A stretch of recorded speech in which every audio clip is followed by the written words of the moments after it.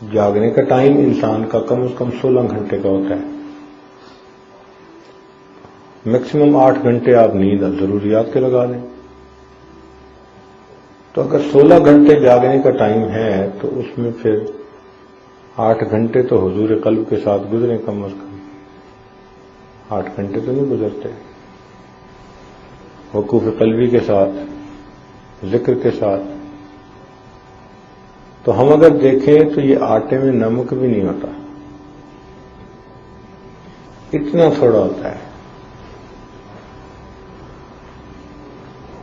اب اتنے تھوڑے ذکر کے اثرات کیسے مرتب ہوں بندے پر؟ یوں سمجھیں کہ اگر 24 گھنٹے کوئی موبائل فون استعمال ہو اور اس کے بعد اس کو 24 منٹ کے لیے چارجنگ پہ لگانا پڑے ہر دن کے بعد، اور ہم 24 منٹ کی بجائے 1 منٹ اس کو لگا دیں تو اس کی تو چارجنگ پراپر نہیں ہوگی. ہم تو اس حساب سے اپنا اتنا وقت بھی ذکر میں نہیں لگاتے. ہمارے اکابر اور اسلاف کو گھنٹوں مصلی پہ وقت گزارنے کی عادت تھی، اور ہمیں گھنٹوں گپوں میں گزارنے کی عادت ہے. جب ہم گپے مارنے بیٹھتے ہیں ہمیں وقت کا پتہ نہیں چلتا.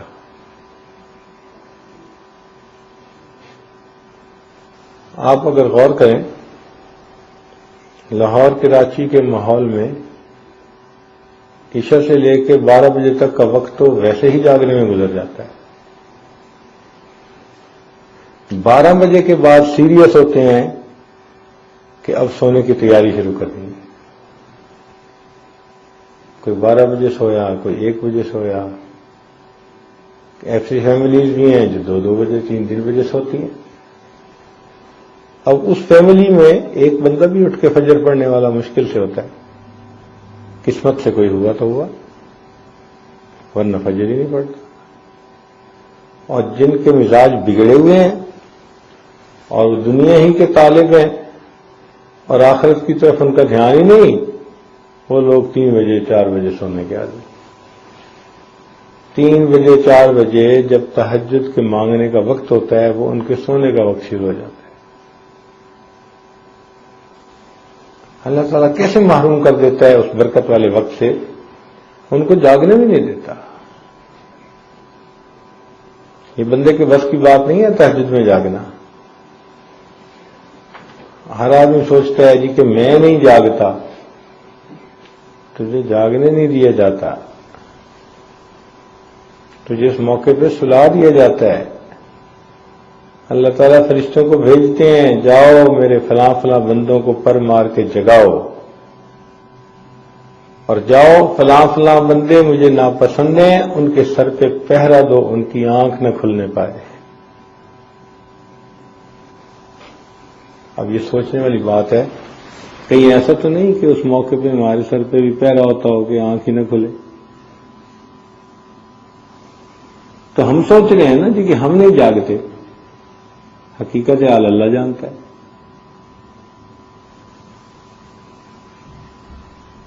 یہ تو ایسا ہی ہے کہ ایک بندہ سوچے میں نہیں جاگتا، اور ایک سوچنے کا یہ بھی انداز ہے کہ یہ مقبول بندوں کے اٹھنے کا وقت ہے، اللہ تعالیٰ اس وقت میں میری شکل ہی نہیں دیکھنا چاہتے.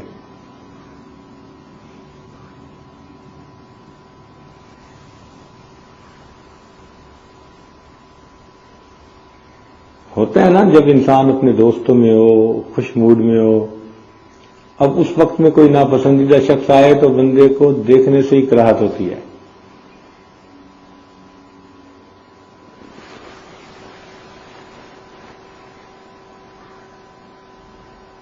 ہم نے دیکھا شادی بیاہ کے موقع پر نوجوان بچے تو جی آج ہم ساری رات جاگیں گے. جی ہم نے جی فیصلہ کر دیا ہم ساری رات جاگیں گے. وہ ساری رات جاگنے کا عزم کرنے والے جہاں رات کے 3 بجے سب سوئے موئے پڑے ہوتے ہیں، ہوش ہی نہیں ہوتی. کوئی مذاق ہے؟ صبح 3 بجے سے لے کے فجر تک جاگنا یہ اولیاء کی صفت ہے. اگر فساق اس طرح آسانی سے اس وقت میں جاگ لیتے تو پھر خدا کے قانون کے لیے نیکی اور برائی میں کیا فرق ہوتا؟ یہاں پتہ چلتا ہے دن اللہ کی رضا کے ساتھ گزارے گا تو وہ جو دربار لگنے کا ٹائم ہے نا اس وقت خود بخود حاضری نصیب ہو جائے گی. رات کے آخری پہر میں قدرت کا دربار لگتا ہے. حدیث پاک میں آتا ہے اللہ تعالیٰ کی رحمت آسمان دنیا پہ نزول کرتی ہے. ایک فرشتہ ندا دیتا ہے هل من سائل فأعطي له، ہے کوئی سوال کرنے والا جس کو عطا کر دیا جائے. یہ ون ونڈو آپریشن، کائنات کا ون ونڈو آپریشن، یہ ون ونڈو کھل جاتی ہے. ہے کوئی اپلیکیشن فارورڈ کرنے والا؟ ہاں بھائی تمہاری اپلیکیشن پروسیس کر دی جائے، اور تمہیں اپروول دی جاتی ہے. اور اپلیکیشن دینے والے بستر پہ پڑے ہوتے ہیں، ہوش ہی نہیں ہوتی. ارے حج کی درخواستوں کا ٹائم گزر جائے تو وہ کوئی قبول نہیں کرتا کہ جی ٹائم گزر گیا. تو جب یہ وقت ہم گزار بیٹھے تو صبح اٹھ کے ہم پھر کہیں یا اللہ یا اللہ یا اللہ. ٹائم تو تم نے گزار دیا، ہم نے تو ونڈو کھولی تھی، ہم نے تو اناؤنسمنٹ بھی کروائی تھی.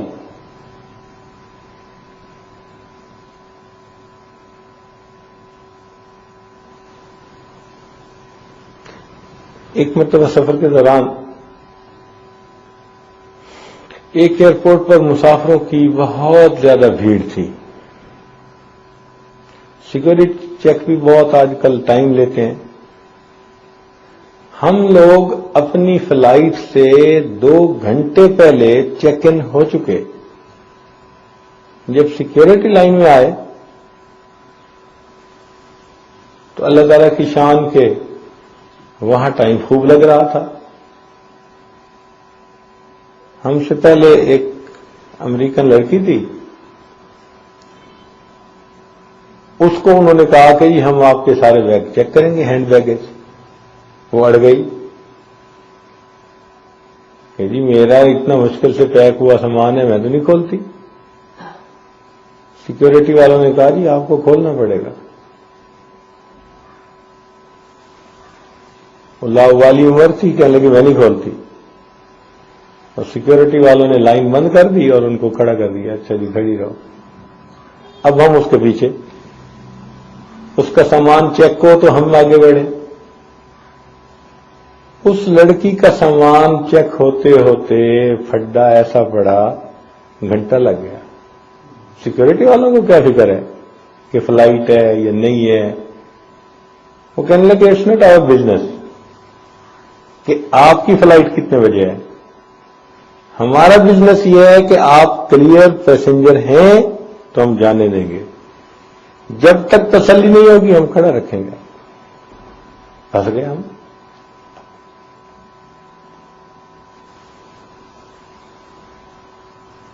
نتیجہ کیا نکلا کہ ادھر ہماری فلائٹ اناؤنس ہو رہی ہے، حتیٰ کہ جی انہوں نے نام اناؤنس کرنے شروع کر دیے کہ پیسنجر فلاں، پیسنجر فلاں، پیسنجر فلاں. یہ سارے کے سارے جلدی سے دروازے پر پہنچ جائیں، فلائٹ جا رہی ہے. اب ہم سن بھی رہے ہیں لیکن آگے بڑھ بھی نہیں سکتے کہ قدم رکے ہوئے. جب انہوں نے ہمیں کلیئر کیا تو ہمارے سامنے اناؤنسمنٹ ہوئی کہ دس از لاسٹ کال فار پیسنجر فلاں اینڈ فلاں، آ جاؤ. اب ہم سیکورٹی چیک میں سے گزرے اور ہم نے سامان اپنا لیٹا، ہم بھاگے بھاگے جو گئے تو اس ونڈو پر پہنچنے سے پہلے جو لڑکی وہاں کھڑی تھی اس نے پیپر پہ سائن کر کے فلائٹ کلوز کر کے ان کو پکڑا دی تھی اور انہوں نے آگے کیپٹن کو وہ پیپر دے کے دروازے بند کر دیے. اب فلائٹ کا یہ قانون ہے کہ ایک دفعہ اس کو کلوز کر دینا تو پھر جلدی ری اوپن نہیں ہوتی. 1 منٹ کا مشکل سے فرق پڑا ہوگا، بلکہ مجھے تو لگتا ہے کہ جب اس نے سائن کیے ہوں گے تو ہم اس کی نظر کے سامنے ہی ہوں گے. اتنا ہی فاصلہ ہوگا، چند قدم کا. جیسے اس پر پہنچے ہم تو میں نے اسے کہا جی کہ میں آ چکا ہوں. انہوں نے کہا جی سوری.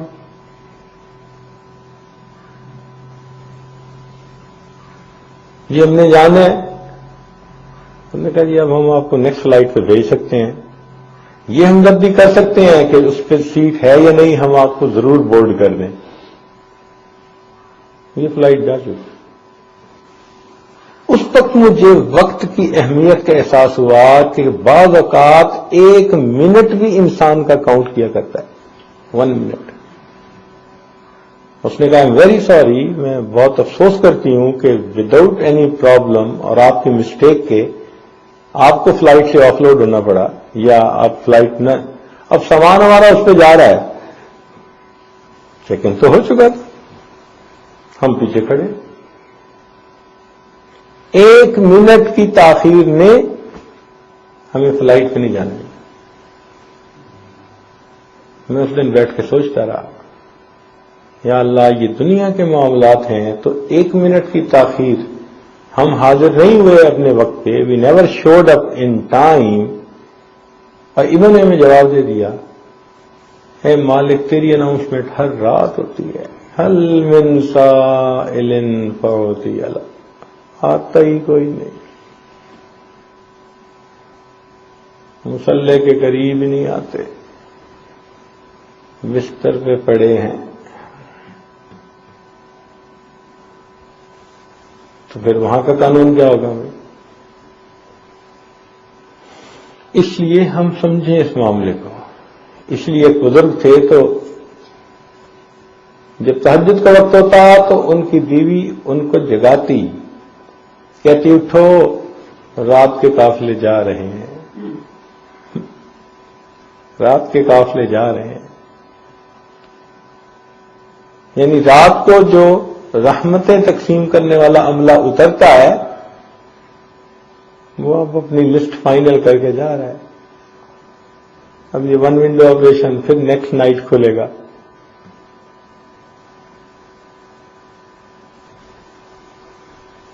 اب نیکسٹ ڈے جب ہوتا ہے ہم چاہتے ہیں کہ وہ 1 ونڈو آپریشن ابھی ہو، وہ ہمیں روٹین کی لائن پہ ڈال دیتے. وہ جی اسپیشل ونڈو جو کھلی تھی نا وہ تو فلاں ٹائم تھا. اچھا آپ اب فجر کے بعد دعا مانگ رہے ہیں، چلیں آپ اس دروازے سے آ جائیں. اب اتنا لمبا دروازہ.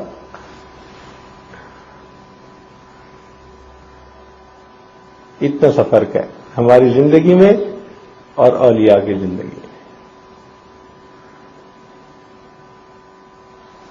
ہم تہجد کا اہتمام نہیں کرتے تو ہمیں نارمل روٹین کے دروازے پہ ڈال دیا جاتا ہے، جاؤ بھائی بڑی لائن میں کھڑے ہو جاؤ.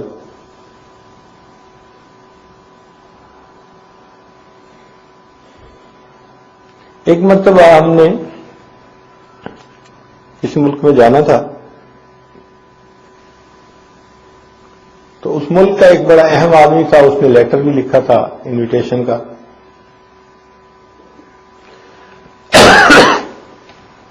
اللہ تعالیٰ کی شان کے جب ہم ویزا لگوانے کے لیے وہاں پہنچے تو کوئی 200-250 بندوں کی لائن تھی.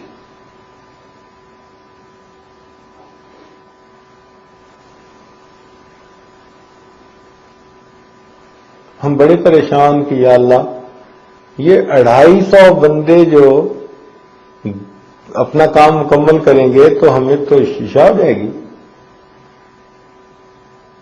لیکن ایپلیکیشن جب گئی تو انہوں نے کیا کیا کہ ونڈوز تو بہت ساری ہوتی ہیں، انہوں نے علیحدہ ونڈو کھول کے وہاں سے اناؤنسمنٹ کر دی ایپلیکینٹ فلاں اینڈ فلاں وہ اس ونڈو پہ آ جائے. ہم سب سے آخر پہ تھے، اس ونڈو پہ انہوں نے بلایا. ڈاکومنٹ تو وہ دیکھ ہی چکے تھے. انہوں نے اتنی بات کی جی اپنا پاسپورٹ دے. ہم نے پاسپورٹ دے دیا، جی آپ 3 بجے پاسپورٹ لے جائیں، 1 منٹ پہ وہ ونڈو بند کر دی، ہم لوگ واپس آ گئے۔ میں نے اپنے دوستوں کو کہا بھائی آج ایک مسئلہ سمجھ میں آیا، یہی تہجد میں پڑھنے والے میں اور نہ پڑھنے والے میں فرق ہوتا ہے کہ تہجد پڑھنے والے کے لیے وہ 1 ونڈو آپریشن، آؤ مصلی میں اسی وقت تمہارا پاسپورٹ لے کے تمہیں ویزا دے دیں گے، جاؤ 1 منٹ میں فارغ۔ اور اگر دن کے عام اوقات میں اٹھ کے آؤ گے، اچھا بھائی 200 بندوں کے پیچھے جا کے کھڑے ہو جاؤ، یہ 200 تم سے پہلے آئے ہیں، پہلے ان کی سنیں گے، بعد میں تمہاری سنیں گے۔ تو ہم تہجد کے وقت کی اہمیت کو پہچانیں۔ دنیا کا کوئی ایسا ولی نہیں کہ تہجد کی پابندی کے بغیر اسے ولایت کا مقام مل گیا۔ من طلب العلا سحر اللیالی، بلندیاں جو چاہے گا اسے راتوں کو جاگنا ہوگا۔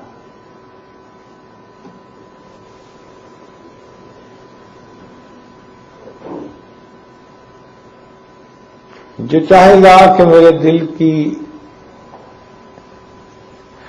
حالت ٹھیک ہو جائے، میرے دل کا آئینہ درست ہو جائے، صاف ہو جائے، تو اسے مراقبوں میں بیٹھنا پڑے گا۔ آج کل کے سالکین چاہتے ہیں کہ مراقبے بھی پیر کرے، دعائیں بھی پیر کرے، اور سارا کچھ پیر کرے اور کام ہمارا سنبھلے۔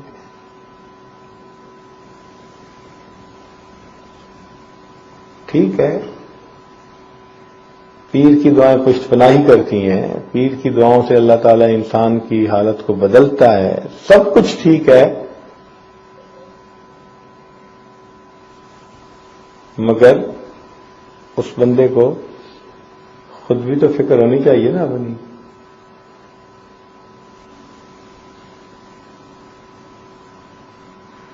ہر معاملے میں تو سائیں سست گواہ چست، یوں تو نہیں نا ہوتا۔ تو ہمیں خود بھی چاہیے کہ ہم تہجد کی پابندی کریں اور کثرت سے ذکر کریں۔ کثرت سے ذکر یہ ہے کہ چلتے پھرتے لیٹے بیٹھے اللہ کی یاد اپنے دل میں بسائیں، تو یہ کثرت سے ذکر پھر ہمارے لیے اکثیر ثابت ہوگی۔ ورنہ ہوتا کیا ہے کہ شروع میں بڑے شوق جذبے کے ساتھ آتے ہیں، بیت ہوتے ہیں، معمولات نہ کرنے کی وجہ سے پھر ایک مقام پہ کھڑے ہو جاتے ہیں۔ اب گاڑی میں پیٹرول نہیں ڈالیں گے تو وہ گڑی ہو جائے گی۔ یہ روز کے وراد و وظائف تو سالک کا روحانی پیٹرول ہے، نہیں ڈالیں گے تو روحانی گاڑی کھڑی ہو جائے گی۔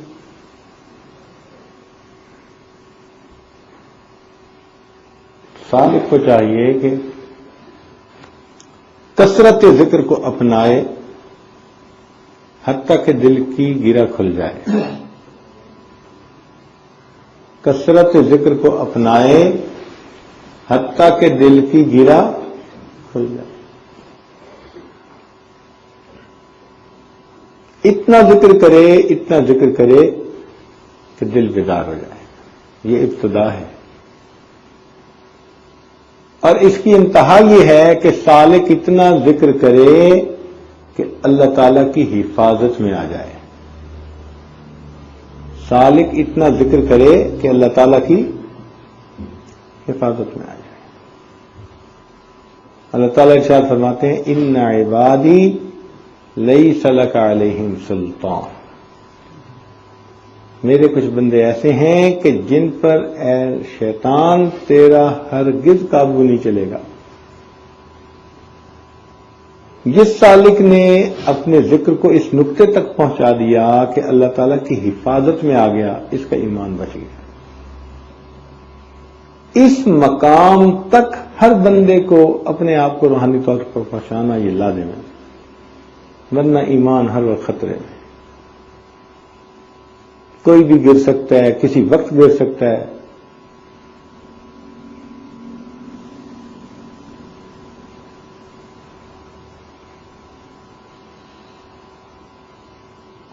ایک چیونٹی جو دیوار کے اوپر چل رہی ہو، وہ ہر وقت گرنے کے چانسز موجود ہیں جب تک کہ وہ چھت پر نہیں پہنچ جاتی. جب چھت پر پہنچ گئی اب وہ گر نہیں سکتی. تو روحانی دنیا میں یہی حال سمجھ لیجیے کہ سالک اس دیوار پہ چڑھنے والی چیونٹی کی مانند ہے، کسی وقت گر سکتا ہے جب تک کہ اللہ تعالی کی حفاظت کے اس وعدے میں شامل نہیں ہو جاتا. اور یہ حفاظت کا وعدہ تب ہوتا ہے جب فنا اور بقا مکمل ہوتی ہے. تو ذکر کو اس نقطے تک پہنچائیں حتیٰ کہ اللہ رب العزت کی طرف سے حفاظت نصیب ہو جائے، پھر کام آسان ہے. تو اس لیے یہ ایک بامقصد زندگی ہے. کہہ دینا جی میں آج ذکر نہیں کر سکا، میں جی آج تہجد نہیں پڑھ سکا، میں جی آج تسبیحات نہیں کر سکا، جی وقوف قلبی تو مجھ سے ہوتا نہیں، مراقبہ کرنا مجھے آتا نہیں. بھئی اگر ہوتا کچھ نہیں تو پھر ملے گا بھی کچھ نہیں. ہمارے مشائخ نے کہا من لا ورد لہ لا وارد لہ، جو اپنے اراد و وظائف نہیں کرے گا اس کو کوئی اور کیفیات نہیں ملیں گی.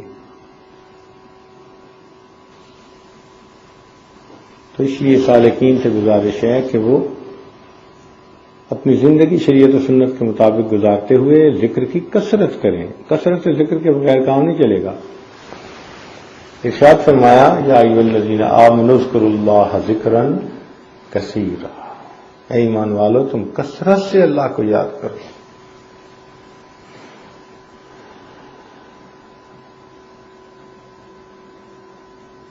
جب یوں کثرت سے ذکر کرتا ہے انسان تو پھر اس کا دل منور ہوتا ہے، دل بیدار ہوتا ہے، دل ذاکر شاغل ہو جاتا ہے. ایک بزرگ فرمایا کرتے تھے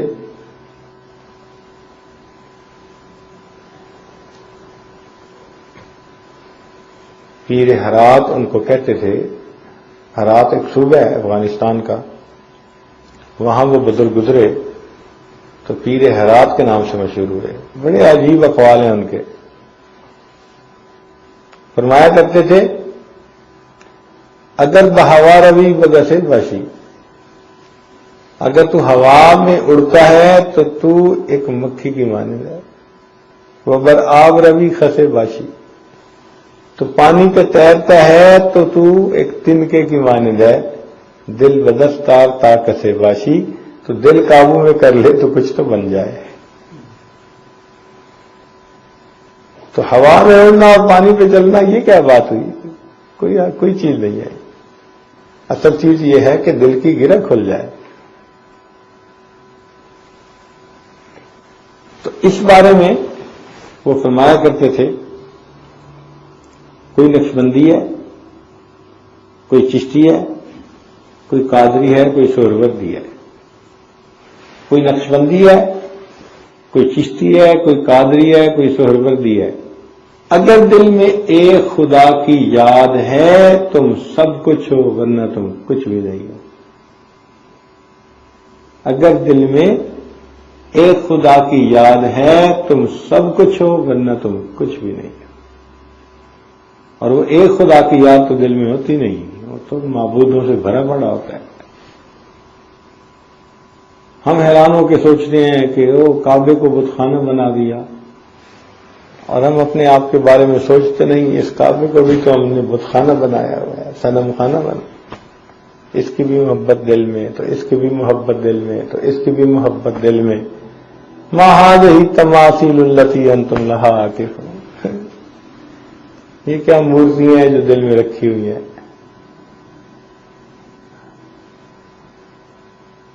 اور ہمیں یہ بت سمجھ میں نہیں آتے.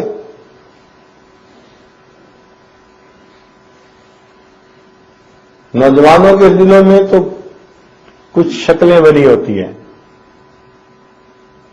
فلاں کی شکل کا ٹھپا لگا ہے، فلاں کی شکل کا ٹھپا لگا ہے.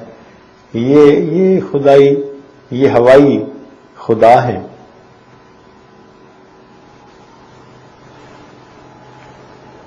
اس لیے کہنے والے نے کہا کہ بتوں کو توڑ تخیل کے ہوں کہ پتھر کے بتوں کو بھی توڑنا پڑتا ہے، تخیل کے بتوں کو بھی توڑنا پڑتا ہے، تب جا کے توحید خالص نصیب ہوتی ہے۔ تو ذکر کی کثرت کیے بغیر کام نہیں بنتا۔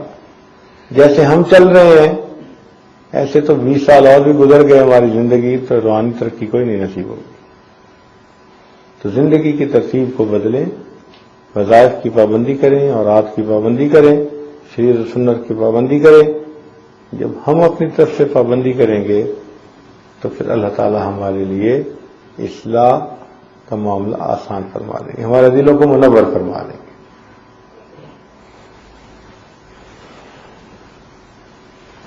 تھوڑی دیر مراقبہ کر لیجیے۔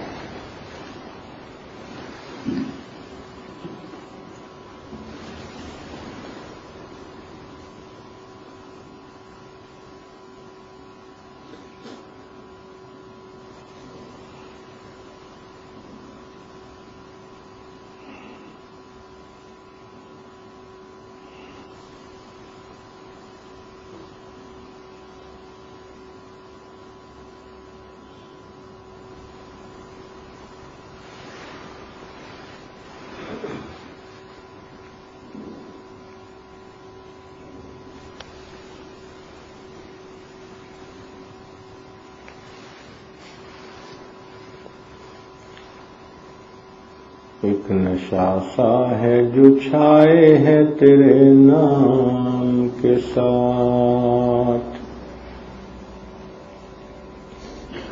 ایک نشہ سا ہے جو چھائے ہے تیرے نام کے ساتھ، ایک تسلی سی بھی آئے ہے تیرے نام کے ساتھ، ایک نشہ سا ہے جو چھائے ہے تیرے نام کے ساتھ، ایک تسلی سی بھی آئے ہے تیرے نام کے ساتھ، عنبر و عود لٹائے ہے تیری یاد جمیل، عنبر و عود لٹائے ہے تیری یاد جمیل، ایک خوشبو سی بھی آئے ہے تیرے نام کے ساتھ، ایک نشہ سا ہے جو چھائے ہے تیرے نام کے ساتھ، ایک تسلی سی بھی آئے ہے تیرے نام کے ساتھ، عنبر و عود لٹائے ہے تیری یاد جمیل، ایک خوشبو سی بھی آئے ہے تیرے نام کے ساتھ، گویا کونین کی دولت کو سمیٹا اس نے، گویا کونین کی دولت کو سمیٹا اس نے،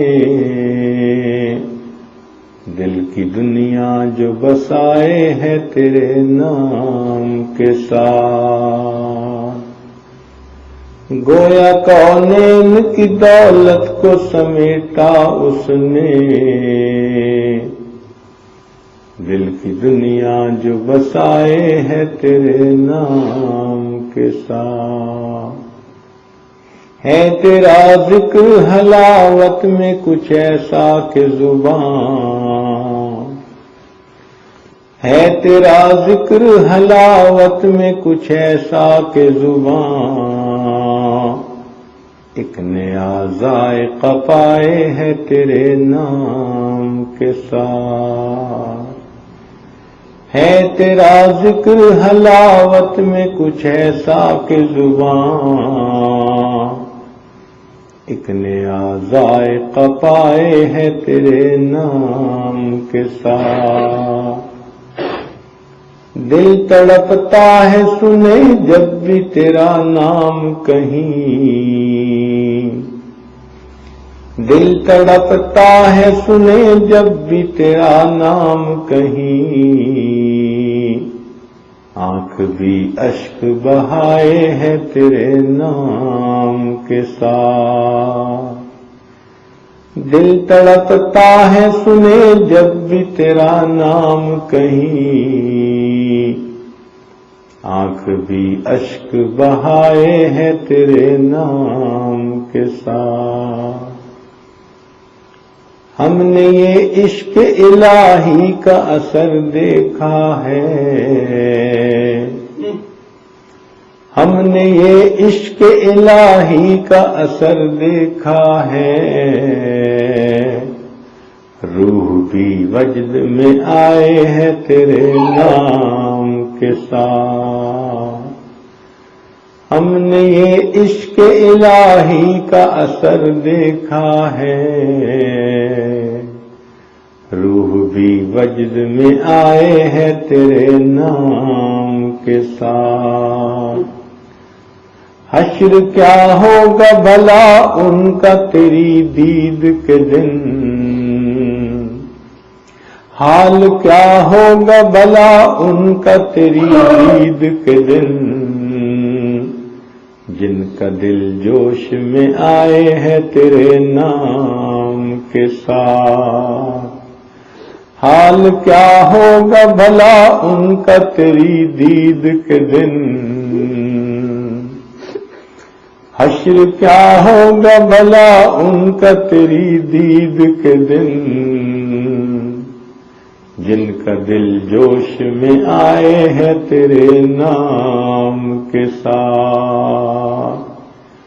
خوب جی بھر کے جو کرتا ہے تیرا ذکر فقیر، خوب جی بھر کے جو کرتا ہے تیرا ذکر فقیر، دل کی ظلمت کو مٹائے ہے تیرے نام کے ساتھ۔ خوب جی بھر کے جو کرتا ہے تیرا ذکر فقیر، سوئی قسمت کو جگائے ہے تیرے نام کے ساتھ۔ خوب جی بھر کے جو کرتا ہے تیرا ذکر فقیر، اپنی تسکین بڑھائے ہے تیرے نام کے ساتھ۔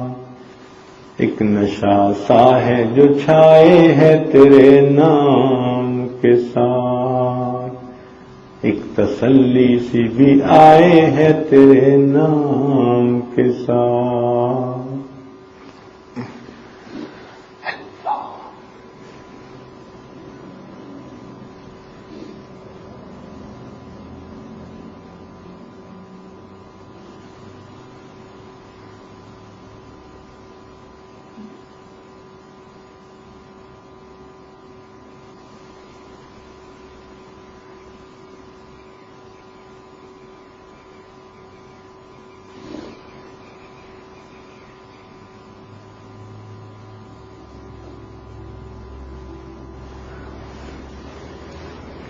لا الہ الا اللہ دعا کر لیجیے۔ سبحان ربی العظیم، اللہم صلی علی سیدنا محمد۔ ربنا ظلمنا انفسنا وان لم تغفر لنا وترحمنا لنكونن من الخاسرین۔ اے مالک، ہم آپ کے عاجز مسکین بندے ہیں، ہمارے گناہوں کو معاف فرما، ہماری خطاؤں سے درگزر فرما، ہمارے عیبوں کی پردہ پوشی فرما۔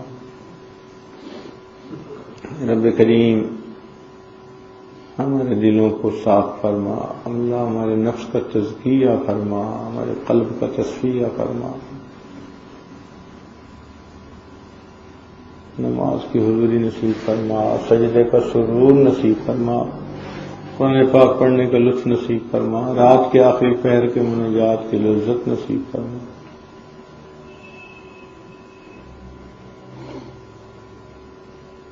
دنیا کی پریشانیوں کو دور فرما، دینی پریشانیوں کو دور فرما، جسمانی بیماریوں کو دور فرما، روحانی بیماریوں کو دور فرما۔ جن دوست احباب نے دعاؤں کے لیے کہا، اے مالک سب کی نیک حاجات کو پورا فرما۔